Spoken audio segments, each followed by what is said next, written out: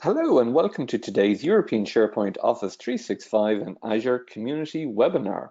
My name is Shane and I'm delighted to be joined by Barbara Forbes, MVP, OGD Netherlands, who will be talking to you today about power up your automation with Azure Functions and PowerShell. Remember to join the conversation about today's webinar on Twitter. Our Twitter handle is @EuropeanSP and our hashtag is ESPC21. Don't forget to check out the Resource Center. This is updated daily with the latest blogs, ebooks, webinars, and how-to videos. Simply visit sharepointeurope.com and click the content link at the top. Welcome to Azure Week, one unmissable week of free online Microsoft Azure learning. For full details, see sharepointeurope.com/Azure-week. After the webinar, we will have a questions and answers session. Type any questions you have in the questions window. Questions will be selected and answered at the end of the presentation. This webinar will be recorded and added to the Resource Center, where you'll be notified by email when it is available. And now I'm going to pass you over to our webinar presenter, Barbara Forbes. Hello, Barbara. Hi, Shane.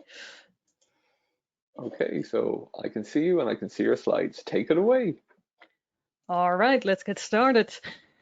Okay, we're going to talk automation today, and maybe you already work with automation, probably have worked with some PowerShell and you're familiar with Azure, but that Azure function thing, it kind of seemed like something that's hard to get into. Well, we're going to talk about Azure Functions today and how you can combine them with PowerShell and really power up all your automation within Azure. Let me quickly introduce myself. My name is Barbara Forbes and I am an Azure MVP, an MCT and a GitHub star. And I work as the Azure technical lead at OGD in the Netherlands. I write a blog about Azure and automation. You can find it at forbes.nl. And my Twitter handle, if you want to follow me, is @BA4BES. And that is also my GitHub handle. So what we're going to do today, first, I'm going to talk a little bit about what is PowerShell and what are Azure functions. So a bit of an introduction. Then we're going to talk about how you can deploy Azure functions. There are a few different options available. And after that, I will get into a showcase of the possibilities that an Azure function can give to get your PowerShell to the next level. So first things first, what actually is PowerShell? I think most people who are familiar with Windows management, Microsoft management in some way or another are familiar with PowerShell. There are a lot of things, especially if you're a system administrator, that you cannot do in the GUI and you need to use PowerShell.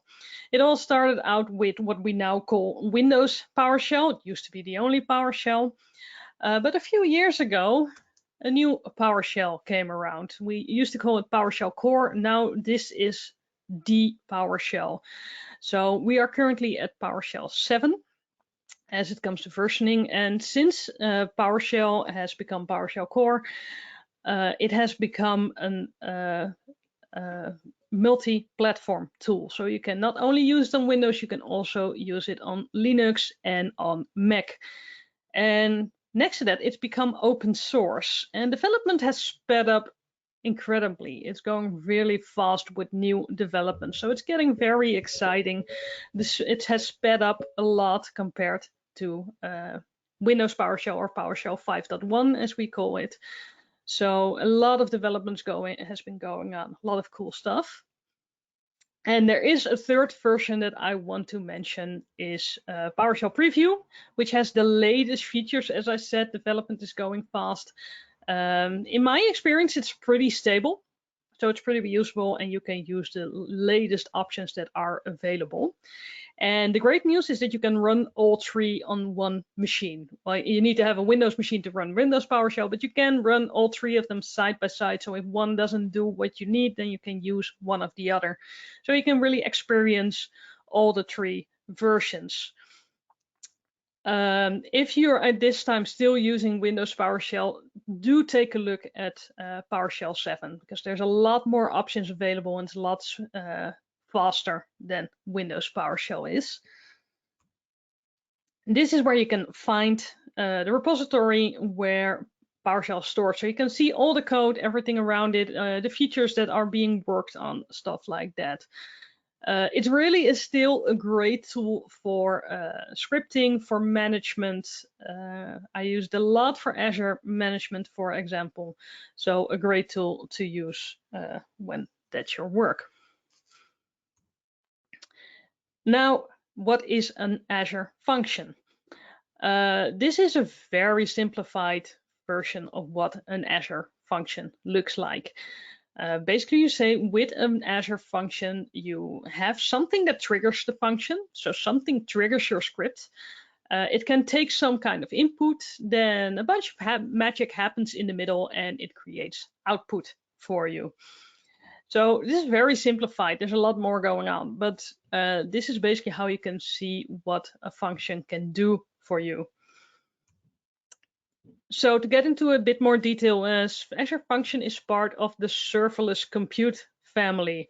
So that means, for one, you're doing serverless, and that instantly makes you sound cool. If that's what you're after, serverless really does sound like you're doing something cool.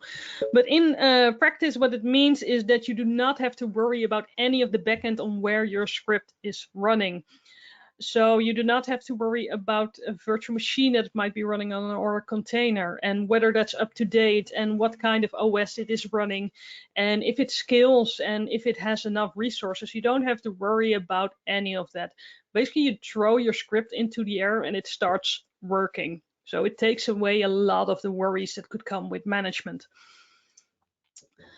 The triggers that you would use for an Azure function can be event-based. That's one of the characters of it. So something happens and the code starts running, and that something can be something in Azure, can be something outside of Azure. We'll go through some options that are available.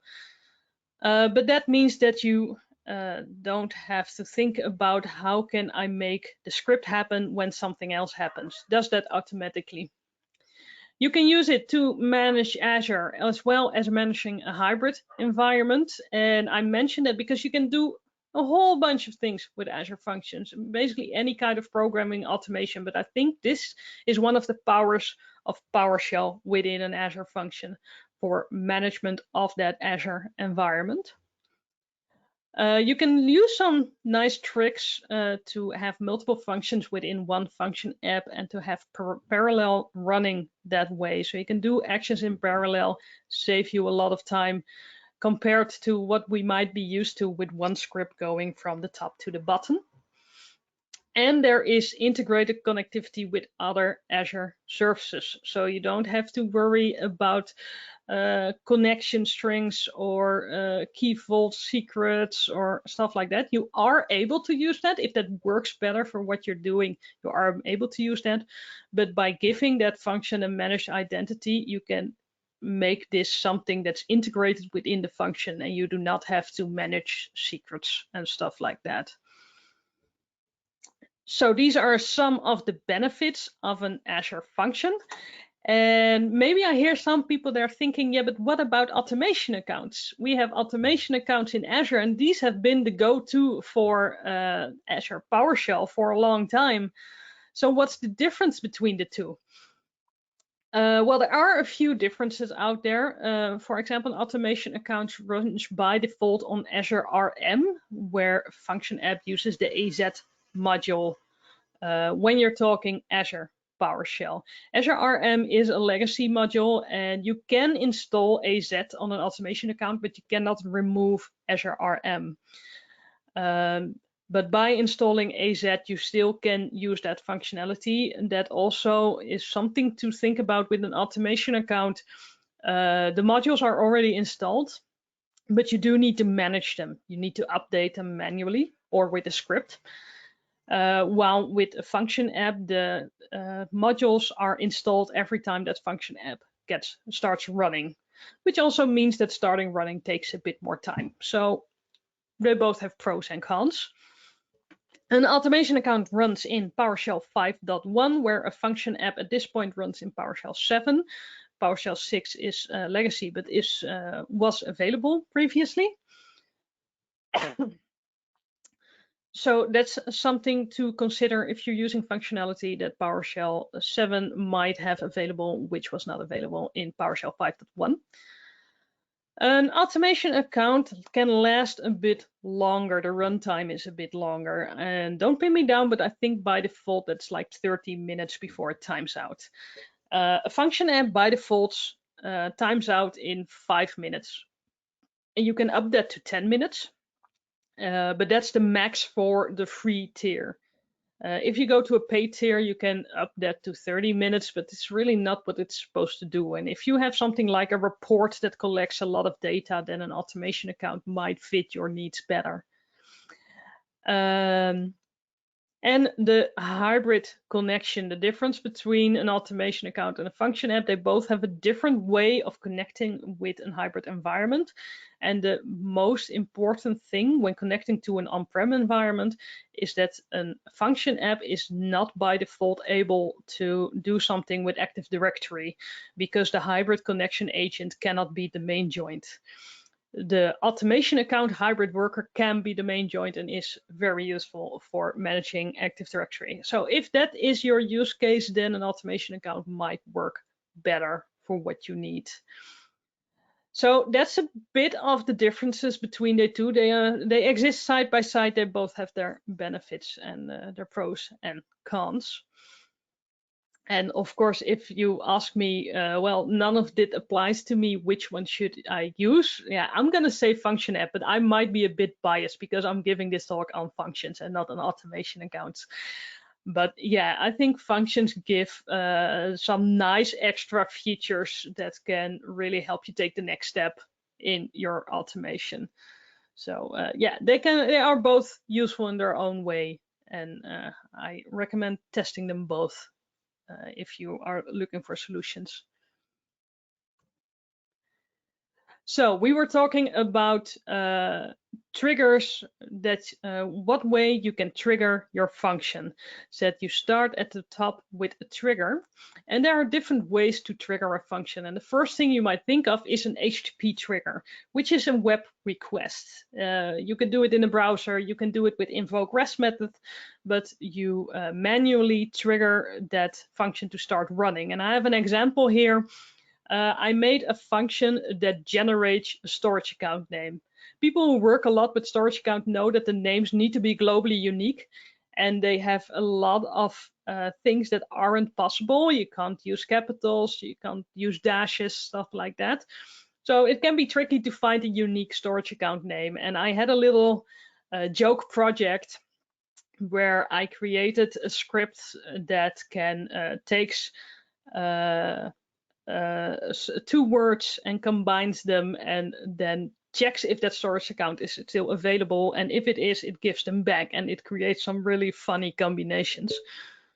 And that one you would call with an HTTP trigger, and that's one that I want to show real quickly.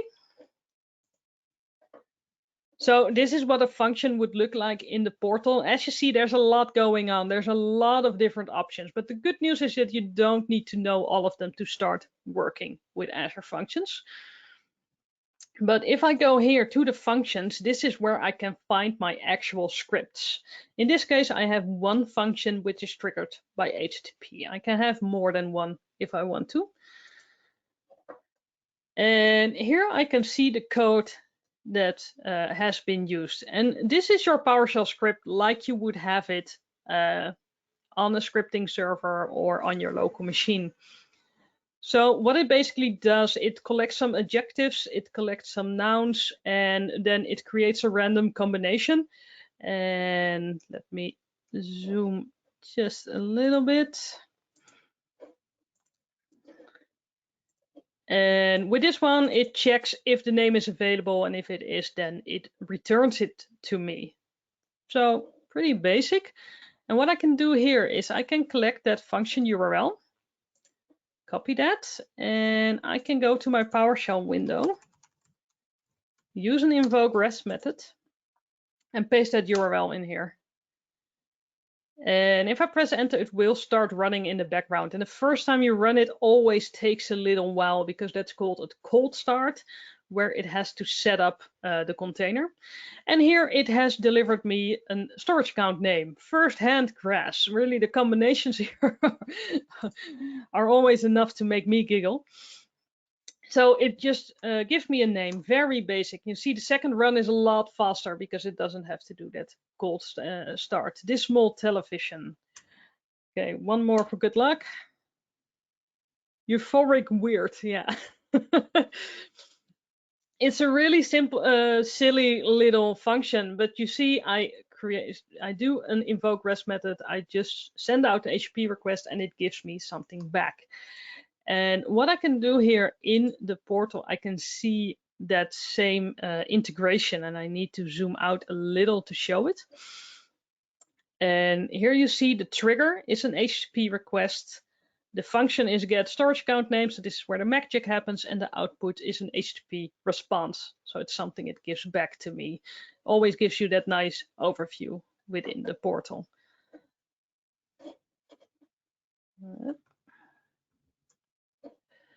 So that's an example with an HTTP trigger, which, yeah, I think you can find ways where that can be useful. Basically a manual trigger of that function, or something that could be in some sort of front end. Some other triggers that are available. We have the timer trigger, which sets it on a schedule, which is something you already also know if you're working with automation account. So with every day or every week or a certain time, you can have that function be triggered. And in the example here is the one that I will show in the end. At schedule, you want to start all VMs in a subscription. That could be a use case. But taking this a bit further, there's some other options. I could connect this function to a blob storage, and then it would trigger every time something is added to the blob storage. So maybe someone adds it manually, or a program adds something to that blob storage, and I want to be updated for some reason. So it will trigger that function and I will get an email, for example.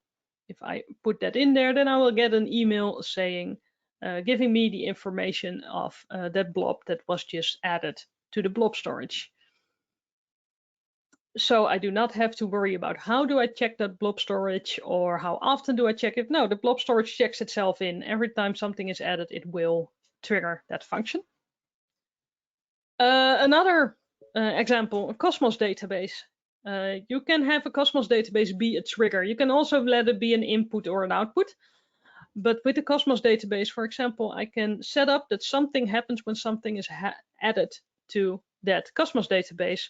So maybe I will give people the chance to make a configuration file with a request for a storage account of a certain kind. And they can add that to the Cosmos database. The Cosmos database will then trigger that function, and the function will create that storage account based on the information. So you have a request overview that you can completely automate through that. Now there are some other triggers available. You can have it a function trigger by events.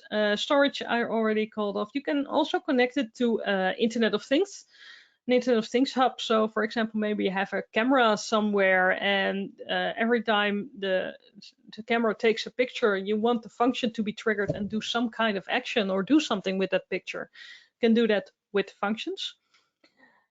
And a whole different family is the durable functions. With a durable function, your function has a state that it can keep track of. So it can check if something actually works, but it can also check something and then wait for an approval or a user input, something like that. Now, I think that's a whole different game to play, to say it like that. So I'll keep it out of scope for this talk, but it is very interesting what kind of functionality is available and how it can help you with your automation. Now, these were all just the triggers. We also have bindings, and I had to create a very small screenshot to have this all within one screen. So I pasted this link here. And this gives, because it was, it's a screenshot from the Microsoft documentation. And here we have all these bindings. That's a bit too big. Okay. And you see there is just a long list of stuff that can interact natively with an Azure function. And these are the three that are interesting, like what can you use as a trigger, what can you use as an input, and what can you use as an output. So I can use that Cosmos database as a trigger, but also use the information as input or change something with the output within that database. We have Internet of Things, like I said, but we also have SendGrid, so we can send emails. We have SignalR, Twilio. There are a lot of options, a lot of different things available. So you don't have to write code for this. It will do this automatically.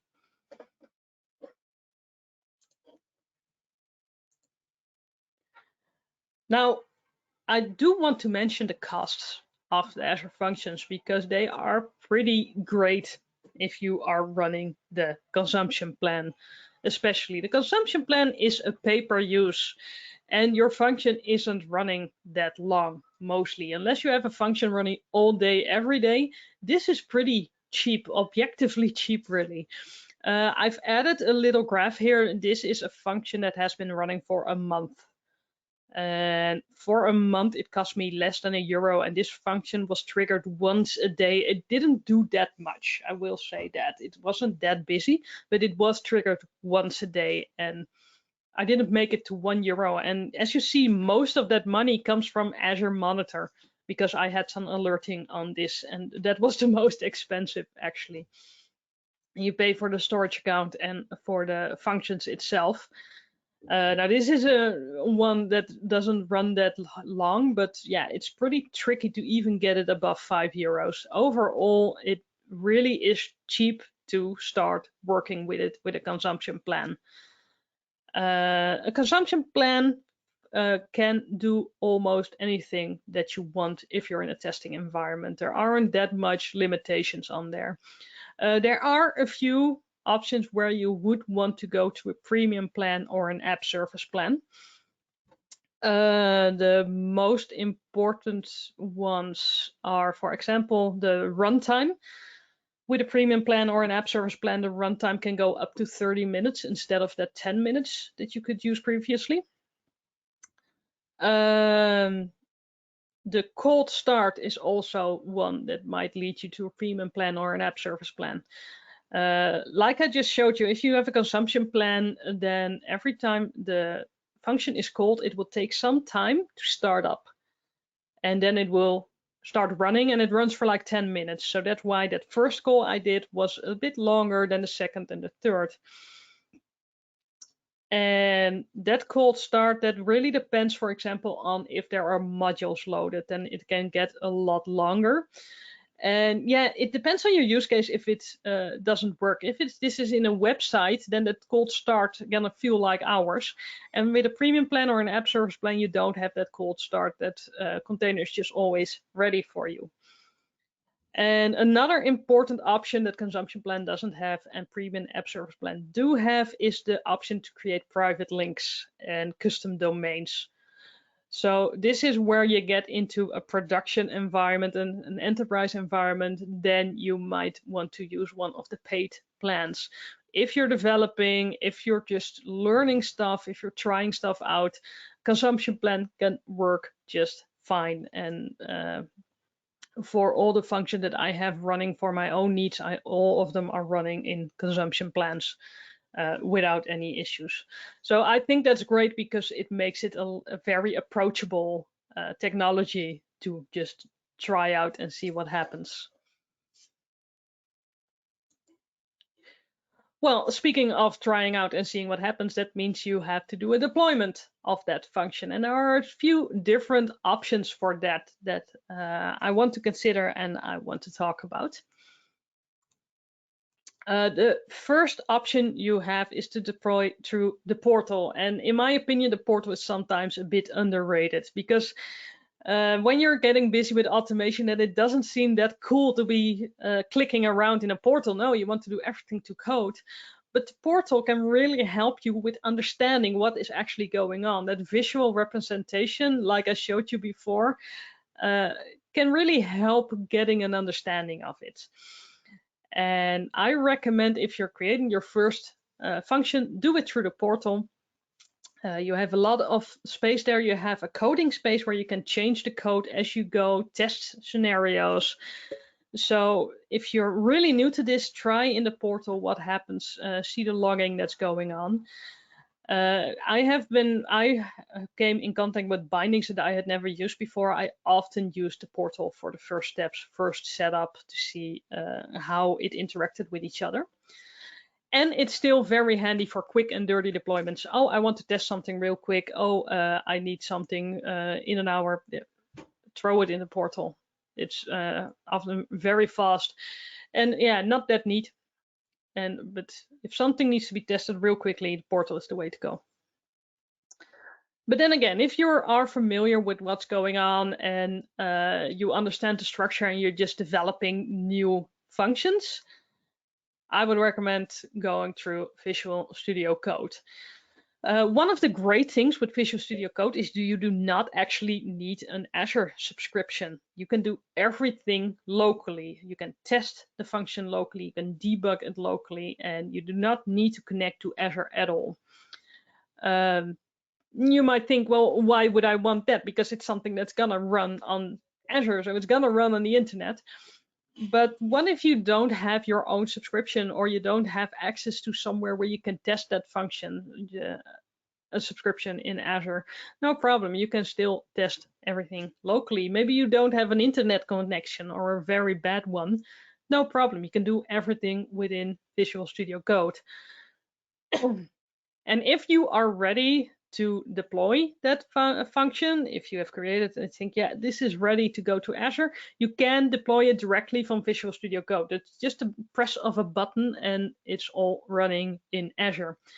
So for daily development, this is really a great tool. And what I want to do, I want to show you what I mean and show you how you can develop in Visual Studio Code. You do need to install some stuff before you get started with it. You need to install the Azure Function Core tools, a .NET SDK, Visual Studio Code, of course, some extensions. There's very clear documentation on that. It seems like a lot of work. It's not that bad, and you only need to do it once. I've already done it here, and I have installed the absolute basics of what we needed. And now let's say I want to create a new function. Here I have an Azure icon within Visual Studio Code, and I can select that I want to create a new project. And here you see sign into Azure. I'm not signed into Azure at all. This is all local. So first I select the folder where the function project will live.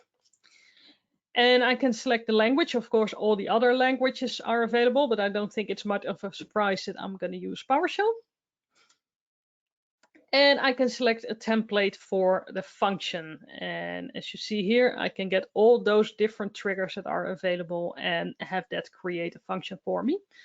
I'm going to go with HTTP trigger. We're going to use the basic hello world function that it can create for you. And I'll can give it a name. Change the name of the function, and this is something you want to do with your own functions, because this is part of that URL that you are calling on, and especially if you have more than one function, HTTP trigger 1 is not the best name to keep track of everything. But as this is just a demo, I'll leave this at the default. And now I can set the authorization level, and this is especially with HTTP, this is something to be conscious of. If you use anonymous, then someone who has access to your URL can trigger your function. With a lot of options, that's fine. That's no issue. Like that storage account generator, you can trigger it all you want. It doesn't matter to me, because yeah, all it gives you is a random name. Other options are available where I don't care if anyone on the internet uses it, especially since it's pretty cheap. So it takes a lot of time for actually to cost money. But what if this function is actually doing something within my Azure tenant? Maybe it's collecting virtual machines, maybe it's starting them or stopping them. I don't want everyone on the internet to be able to do that. I want some sort of security in there. So there you can put it at a function level instead of an anonymous level or an admin level, and then it will add a key to that URL. So it's not enough to know the name of the URL, you need to have the key to actually be able to call the function. Well, this function is never even going to see the internet, so I don't really care about it. So I'm going to leave it at anonymous for this one. And it's creating that project for me now. As you see in the line over here, it's collecting the correct information and it's done already. And if I look at the Explorer now, it has created a complete structure for me where I can run that function. So we have the basic files that you have with every function. I'm not gonna go into too much details for all of them, but you have a profile like you have in your local session. You can add, if you want to use modules in here, you have a host file with basic settings and local settings.json where you can set everything that has to do with your development. But the most interesting one is here, HTTP trigger.1. Every function has a function.json which set the triggers and the bindings. And the run.ps1, and this is basically your script. This is if you were running locally, if you're running on a script server or on an automation account, this is the script. This is where the magic happens, to say it like that. You see, this is a basic script that takes some input. The input could be name, and it gives something back with that. Now, as I said, we can start running this locally. So let's do that. And what I use is func start. And it will start running the function core tools. So by this point, it has given me a URL that I can call to call that function, a localhost URL, as you see. So I can copy and paste this and leave this running, and I can go to PowerShell over here, say invoke REST method, and then that link. And pay attention over here once I click this. So I press enter. And here it should start running. So you can see what's actually happening within that function. So here it gives me the result saying you have triggered it successfully, but yeah, if you pass a name, then it actually becomes a hello world. And here it just says, well, it started running, and you get all the output in there. So this can really help with your debugging, with seeing what is actually going on. And let's test what happens if I do add a name in there. So I say name is Farah, and it starts running here again. And now I get that output. Hello, Barbara. Hello. So this is how everything is running locally. I could do this without an internet connection, except you wouldn't be able to see it. And you saw how little time this took to set up. And this can really help with everyday development, to say it like that. You can do it all locally. Here I can shut it down and it stops running. I can change stuff. It will automatically update, start running it again. So I can do some really quick development this way. And if I want to, and I can sign into Azure here, and I have the button here, deploy to function app. If you are signed into Azure, and you can just get a list of the functions that are already there, or you can create a new one from Visual Studio Code. So really some great tooling to work with Azure Functions and PowerShell. The other option that is available that I do want to mention is to deploy it through a CI/CD pipeline.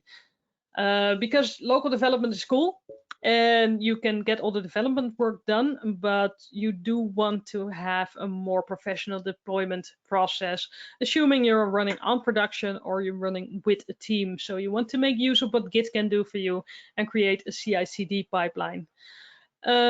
You can have the full deployment within a pipeline. There are default tasks available to help you with that deployment, both in Azure DevOps and in GitHub Actions. And you can use that pipeline to do some automated testing as well. Test the deployment, test with pester on your scripts, stuff like that. So you know that there is very little chance of errors making it into production. So basically the way to go when you first get started, make use of that portal, make use of the visualization, and to click through everything that's possible. If you're a little bit more comfortable, start developing in Visual Studio Code. And from there, if you're ready to go into production, make a CI/CD pipeline to have that be done in the most secure way. These are my recommendations anyway.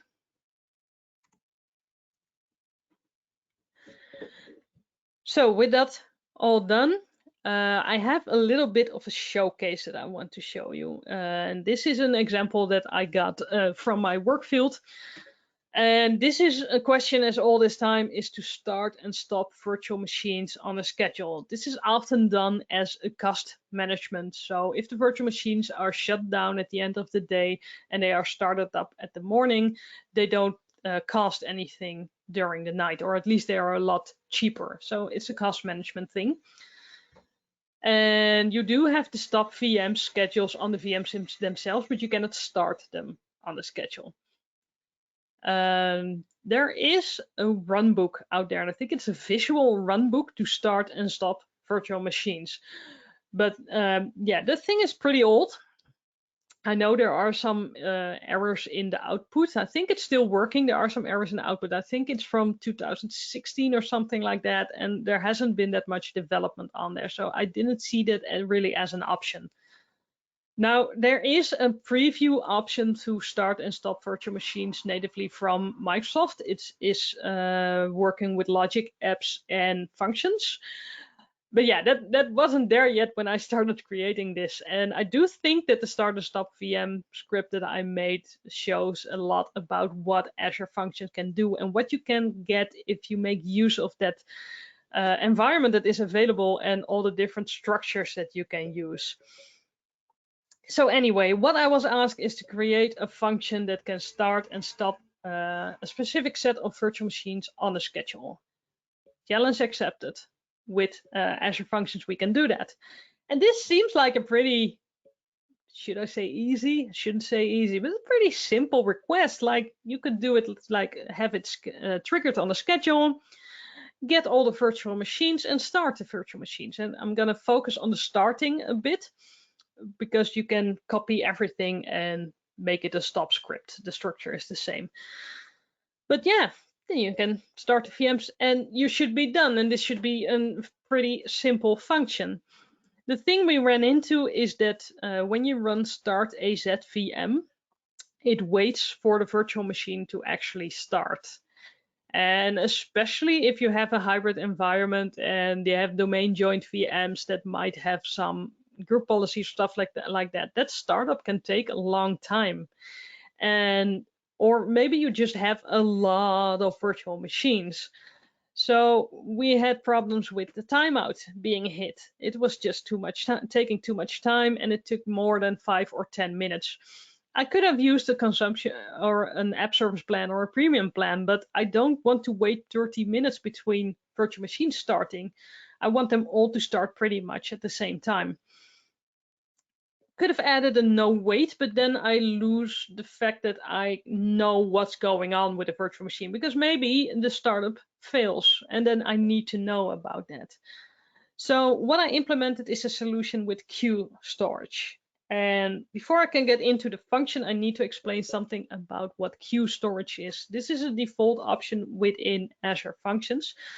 This is a trigger. A queue can be a trigger. So what you always have, you have an input queue, which you see on the left, and a queue storage is a bunch of strings. You can add a string to the queue, and this is part of a storage account. Now, if a string is added to the queue, you can have a function be triggered by it. And the function will start doing its magic, whatever that is, and it will end in either success or failure. So it will go well or it will not go well. If it goes well, it will remove that string from that input queue. and not put it back and it's done. But the nice thing is that if it ends in failure, it will add that string back to the input queue and trigger that function again to do the same thing with the same string. So it has some inbuilt retry, and it will retry for 5 times before it, it gives up. After 5 times, it will give up, and it will add that string to a new queue called the poison queue. So this has some error handling in there that I can make use of, because when a virtual machine fails to start, try again. Because if it starts the second time, then you don't have to worry me with something is not working and you have to do some manual action. So I found that very useful. Also, the input queue does 5 entries at a time. So it will start that function 5 times if it has 5 virtual machines. So it runs a lot faster than if it does them one by one. So I thought this is something that I can use to speed up that process, make them run faster, and don't worry about that timeout. So let's see what kind of structure I created. We start with the schedule, of course. At one point, the trigger is a schedule 7 a.m. in the morning. The VM should start, so that function is triggered. There's a first function in there that's called collect virtual machines. And what it does, it gets the virtual machines from Azure Resource Manager, just using the AZ modules get AZVM. When it collects all those virtual machines, it starts putting all the virtual machine IDs or the names in the start VM queue. So this is one piece of queue storage. And that queue storage can trigger another function called start VM. And that will start the VM. That's basically all it does. But by creating this little structure in there, it will start them 5 at a time, start running at the same time. If one of them is taking very long, it will take one of those spaces, but all the others can still keep running. So this speeds up the process a whole lot. If it goes wrong, or if a timeout is hit, then it's added back to the queue storage and it will start again. So that function will keep running, hopefully, until all VMs are actually started. Now, I wanted a bit of monitoring in there, so I added a monitoring thing, and I can do 2 things for that. I can send that error directly to the monitor, or I can use that poison queue.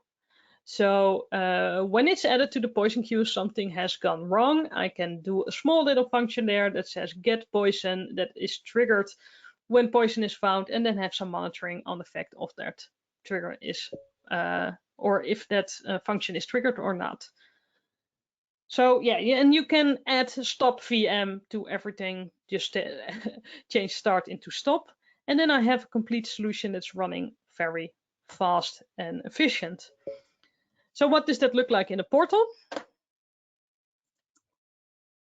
I think I got it here. So here I have the function, and as you see, I have multiple functions now within one function app. I've got 2 of them triggered by the timer, so by a schedule, and 2 of them triggered by queue storage. So if I look here, this is the collect start VM one we talked about, and I can see the integration here. It's triggered with the timer, and the output is Azure Queue Storage. So it does that automatically. I did not read the right code for that. I'll zoom in a little bit. And here, basically, it's get AZVM, and it checks if they are actually running. And if they are not, then this little line puts it in the queue storage. That's basically all it is. And if I go back to the actually start VM script, and if I can see the integration here, it starts with Azure Queue Storage and the function start VM. It doesn't have an output because it doesn't need one. It just needs to start the VM. And I do not have that error handling in here, but I could have had the poison queue check as well. And if I look at the code here, this is very basic code. This is basically it. It starts the VM. So it does, and it does a catch in there, so it will throw if something goes wrong and work with that. So the PowerShell code is relatively simple in here, but it does make a complete solution by making use of everything that that function app can do. So that's the reason why I thought this would be a great example. So if you're thinking now, well, this is all really cool, I want to get into this and I want to start working with this. I have some sources that I want to mention that you can start walking through. The first one is a bit of self-promotion, shamelessly. I've written a lot of blog posts about Azure Functions with PowerShell, and you can find them all under the serverless category on my blog. I have how you can deploy through the portal, how you can deploy through Azure DevOps. I have how can you deploy through GitHub Actions, but I also have explanations on different bindings like the queue storage, like Cosmos database, stuff like that. So I really have written a lot of blog posts on Azure Functions with PowerShell. Second link I want to mention because that's a very good guide on the Microsoft documentation on creating your first function for PowerShell, and you can deploy it through Visual Studio Code. Excellent guide on there. I didn't write it myself because this was excellent. Why should I write another one? Another resource that I really love myself is Microsoft Learn for everything Azure and not Azure. What you do with Microsoft Learn is you can learn with modules where you get some theory and then practice. You can start putting it into practice straight away. You can get some sandboxes on there, so you do not even need an Azure subscription. They can deliver that for you. And there are two paths that I mentioned here. You have the create serverless application path that is not focused on PowerShell though. It is focused on other languages, but it can help you with understanding the structure behind serverless applications and functions. And there is a PowerShell path, which will teach you everything about PowerShell. And the last source that I want to mention is my learning style is learning by example. I love to look through examples, see how they work. I have a repository full of examples. It's called the 25 Days of Serverless, and I do need to explain what that is. The 25 Days of Serverless was a challenge from the Azure advocates in December 2019. And they said every day for 25 days, create some sort of serverless solution. And I did that challenge completely with PowerShell. There are some logic apps in there, but mostly it was PowerShell functions. And I have a repository with all that code. And I think every binding that you could use is mostly in there. So that can really help if you're looking for examples of how you can approach this. One important disclaimer I wrote over there, these are bad examples. The reason is that this challenge was one serverless solution every day, and this was back in 2019, and the documentation was not good. I had to find out a lot of stuff while I was working on this. So I was doing that every day next to a full-time job. So this was a lot of work, and this is some of the more ugly code I have ever written. And it's really not a good example in that way, in saying don't try this at home, don't copy and paste this stuff, but use it as an inspiration on how does this actually work. I have been doing some cleanup. I think I got to like day 13, but the rest of them, that's really ugly code. So don't copy and paste it, just use it as an inspiration if you're not certain about a certain type of binding or trigger. So that's pretty much everything I had to add. These are still my contact information. If you want to read more, you can visit my blog. If you have any questions leading up in the next days, or you're trying out, or you're getting stuck somewhere, don't hesitate to message me on Twitter or see if I have something on GitHub that can help you. And I want to thank everyone for all your attention on this Monday morning. Thanks, Barbara, for a great presentation. Yes, we will now start the questions and answers part. And should you wish to ask a question, please type it into the questions window now. Okay, first question, Barbara. Do you know some examples where I could use to practice with Azure Functions? Yeah, well, I mentioned the 25 days of serverless. I think these assignments are already out there, still out there somewhere. And I have them linked in that 25 days of serverless GitHub repository. So that is a good option to get some examples you can work with. Another option is the Function University by Mark Duiker. I have made a lesson there for PowerShell. So that's a very practical guidance on getting started with Azure Functions and Visual Studio Code. So that might work as well. Yeah, and the other one, I do have to mention my own blog. Again, I always work with examples when I have step-by-step guides. So if you're looking for example, you can go to there as well. Okay, super. Next question. My company is currently using Task Scheduler to automatically run PowerShell scripts. What is the advantage of using Azure Functions over Task Scheduler in this case? Well, the best thing is that it's not running on a server. Because I assume Task Scheduler is the one in Windows, which means you have a Windows virtual machine that you have to manage, that you have to keep track of, that you have to update. It's always, and maybe it shuts down, maybe it doesn't have the capacity for doing what it's doing.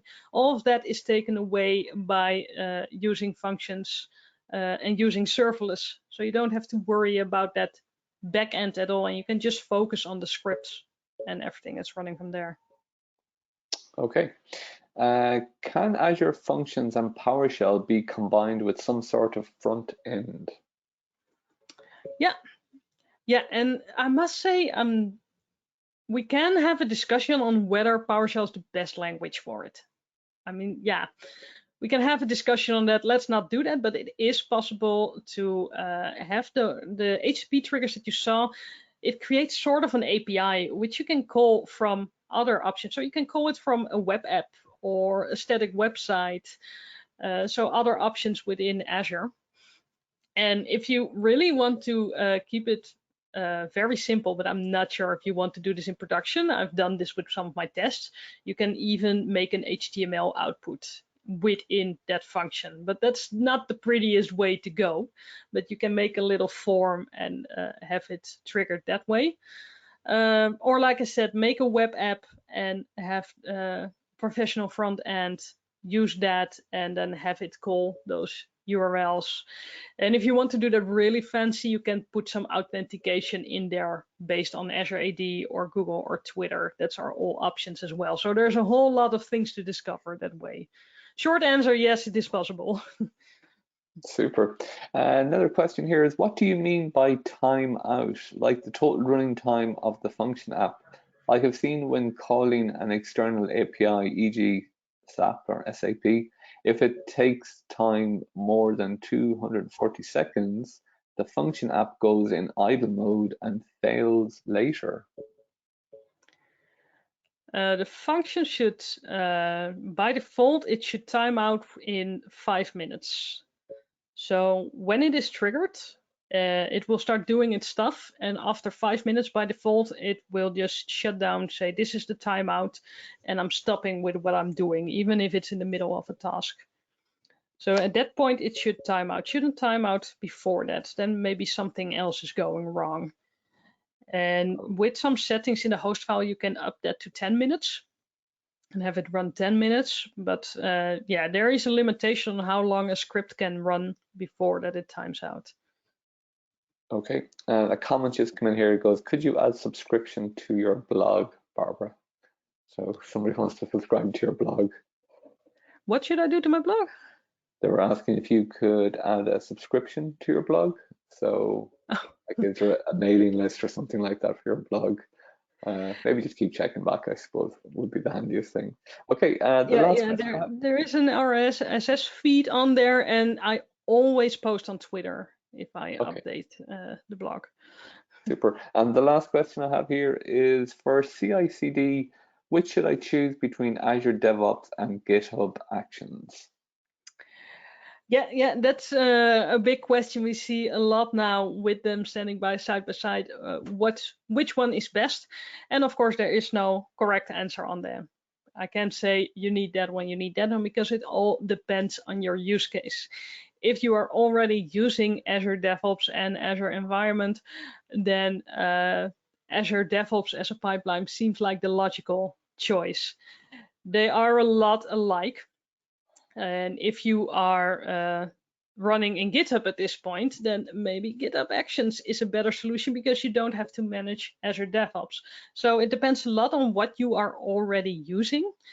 But the good thing about them is that they are a lot alike. And at this point, I recommend everyone to try and learn both of them, because if you know one of them, it's not that difficult to learn the other one. It's not that steep, to say like that. So if at this point you're working with one of these options, try if you can see within a short time if the other option, how that works. So it can be easy to transition between the two if you would want. Super. Barbara, on behalf of the ESPC community, thank you for taking the time today to complete this webinar. We really appreciate it. And thank you. Thank you. Okay, brilliant. This is the end of the webinar today, everybody. Don't forget, this is part of Azure Week, one unmissable week of free online Microsoft Azure learning. For full details, see sharepointeurope.com/Azure-week. A big thank you again to Barbara Forbes for joining us today. You will find this webinar and more at sharepointeurope.com/resource-center. Thank you for joining us today. Take care and goodbye.